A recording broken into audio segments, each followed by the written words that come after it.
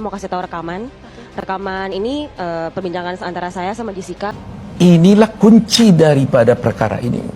Dan ini masyarakat semua dunia hukum harus mengetahui. Krishnamurti datang.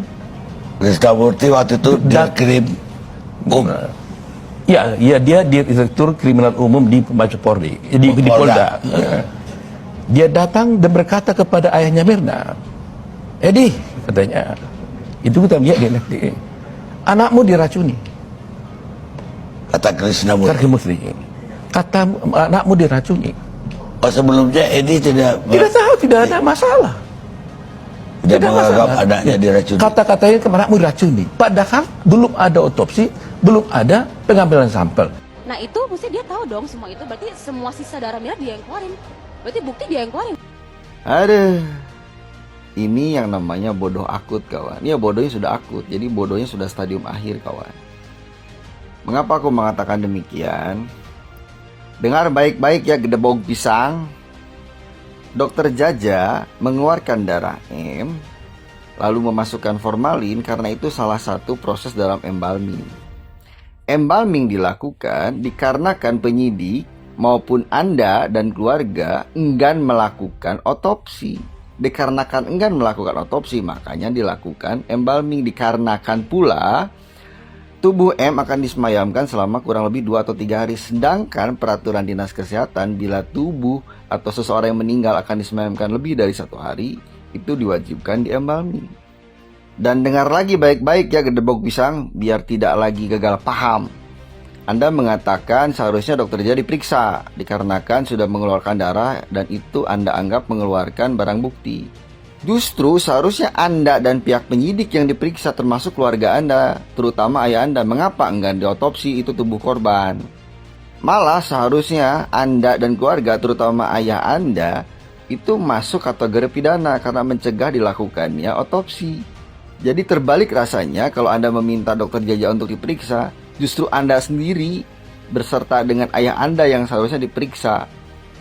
Lagian aneh juga ya, Anda semangat sekali berkata seperti yang Anda ucapkan, seakan-akan Anda sedang menutupi sesuatu. Karena secara psikologis, di saat seseorang ngotot seperti apa yang Anda lakukan, biasanya ada sesuatu hal yang Anda tutupi. Akhirnya Anda emosi, dan emosi Anda kalau saya lihat tidak terkontrol pada saat Anda mengucapkan hal tersebut kawan.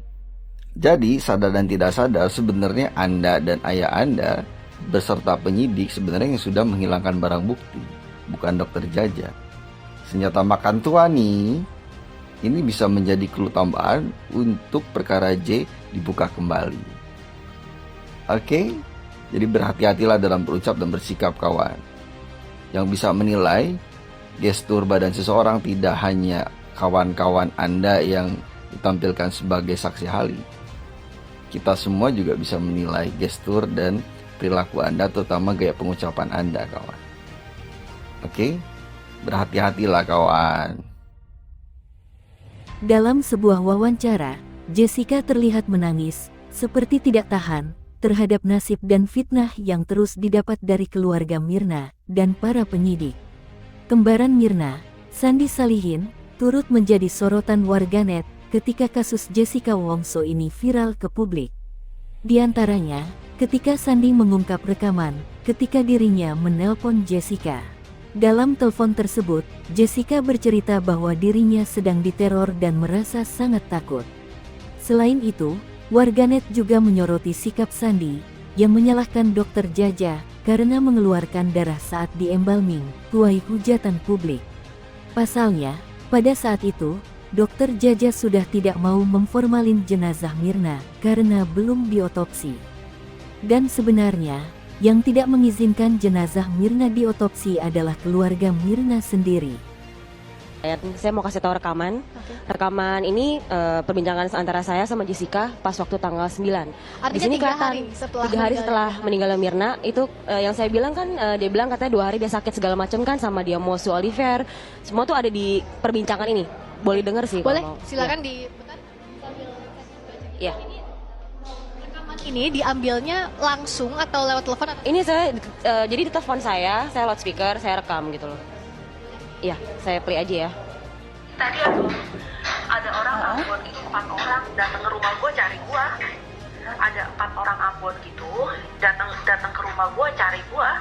Loh, kenapa? Tuh, gua nggak tahu. Papa kamu udah tuntut Olivier ya?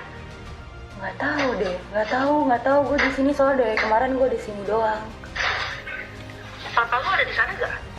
Nggak tahu. Papa lu nggak ada di rumah duka? Belum. Aku lagi masih kayak ngurusin ini sih tamu. Tapi sekarang aku lagi toilet, lagi apa? Mau cari. Halo, Jess. Halo ya. Belum, maksudnya kenapa emang? Ya, mungkin udah tuntut Olivier kali ya. Atau juga mau tanya bokap dulu deh. Aduh, Jess, bentar ya. Anak bokap lu ya? Iya. Ya, maksud gue, lu kenapa gak kesini aja? Kenapa emang? Gua emang dari kemarin gua di rumah sakit. Pagi ini gua demam, masih sakit banget. Terus tadi ada orang ketok-ketok di depan. Cuma tanya, ini rumahnya si Jessica. Terus bapakku bilang iya. Terus udah gitu kabur pergi. Orang semua gitu. Terus? Lo kok bisa gitu sih? Ya, gua nggak tahu orang ngomong apa-apa. Bokapnya mama gua sampai marah. Gua diapa-apain. Takutnya gara-gara gua disangsirin lagi kayak gitu. Oh, loh.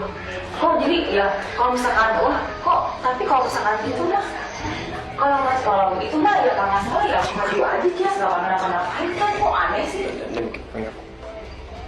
Iya dong, aneh dong orang. Rekaman ini pertama kalinya saya didengarkan ya ke publik. Rekaman jadi diperoleh Sandy lewat telepon.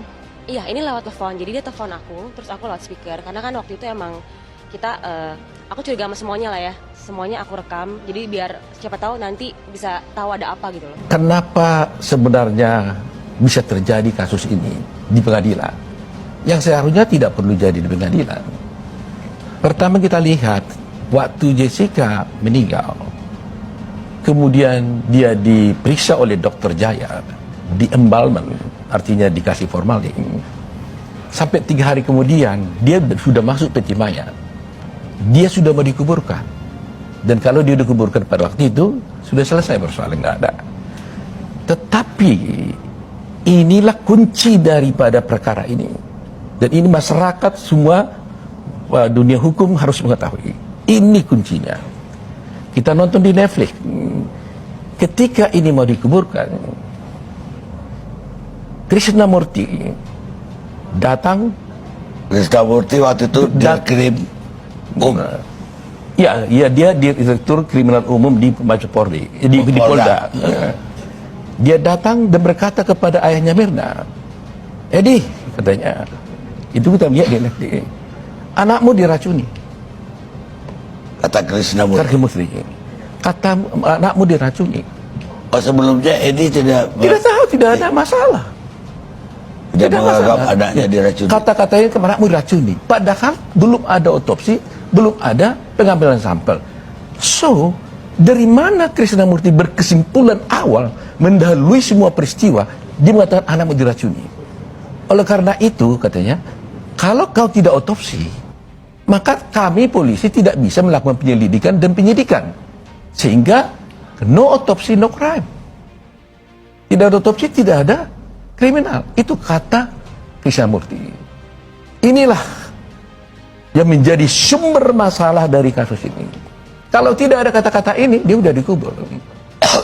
Karena saya katakan, saya mengherankan kenapa dia langsung berkesimpulan ini diracuni. Nah, ini mulanya. Nah, setelah dia berkata seperti itu, akhirnya Salihin mengatakan, ya udah kalau begitu otopsi.